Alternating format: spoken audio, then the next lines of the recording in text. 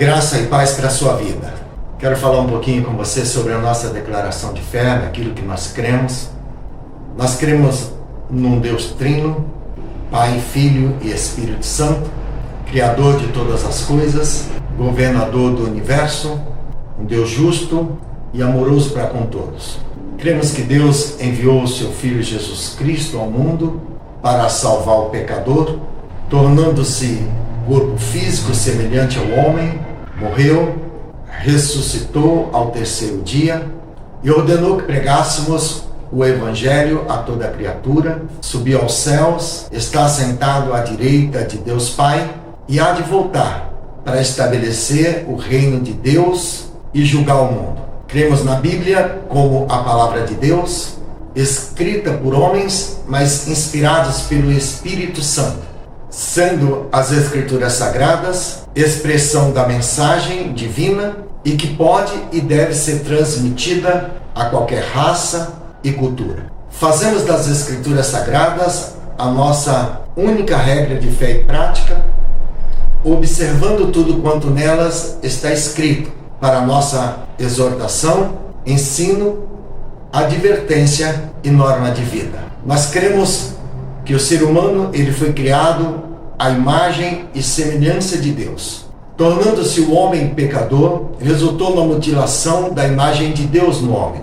A sua condição após a queda foi uma catástrofe, pois ele não apenas nos levou a ser pecador da sua origem, mas também nos deixou separados de Deus. Mas ele não tolheu a liberdade de voltarmos a ele espontaneamente, através do nosso Senhor e Salvador Jesus Cristo. Cremos que é necessário um novo nascimento para voltarmos aos caminhos de Deus pelo sincero arrependimento. Cremos que o ser humano só pode ser perdoado e salvo do pecado e de suas consequências eternas, crendo na obra expiatória de Jesus Cristo lá na cruz, mediante ao arrependimento da obra do Espírito Santo nele. Cremos que a salvação é pela graça, mediante a fé em Jesus Cristo, sem méritos da parte humana. Todavia, a salvação pela graça resulta nas boas obras praticadas pelo cristão. Cremos que o homem foi criado à imagem e semelhança de Deus e o padrão de liberdade sexual é entre homem e mulher, unidos pelo matrimônio, tornando-se uma só carne, conforme Gênesis capítulo 2, versículo 7 e versículo 21 ao 24. Fora destes padrões são anomalias, assim como o pecado de fornicação não são aceitos por Deus e nem pela igreja. Cremos que a prática do adultério, da fornicação, da pedofilia, do homossexualismo, do uso de drogas e de abandono da prole não são práticas estabelecidas pelas Escrituras Sagradas. Portanto, são anomalias e não aceitas pela igreja, por desconstruírem a orientação das Escrituras Sagradas e não serem princípios bíblicos. Cremos que o casamento foi instituído por Deus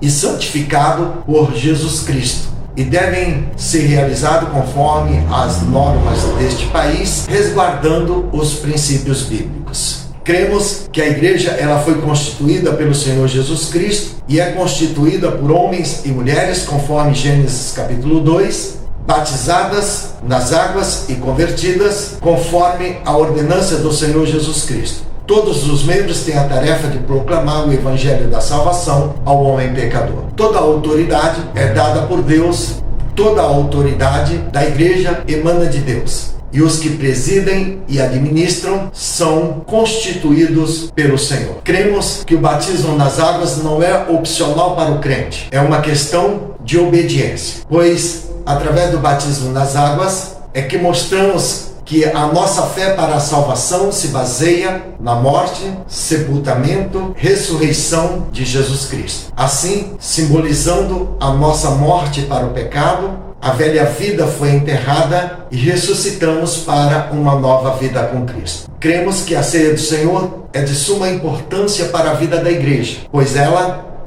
tem um significado importantíssimo através do pão e o vinho. O pão simboliza a comunhão com o corpo de Cristo. O vinho, a comunhão com o sangue de Jesus Cristo derramada na cruz do Calvário para a salvação dos nossos pecados.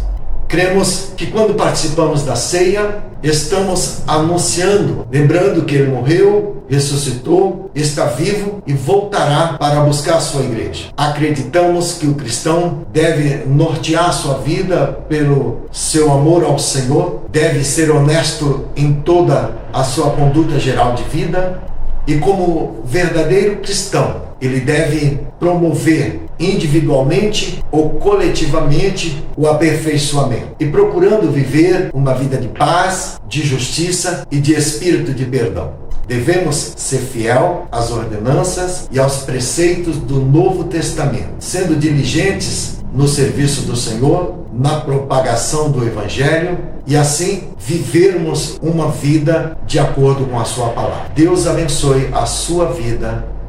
Amém.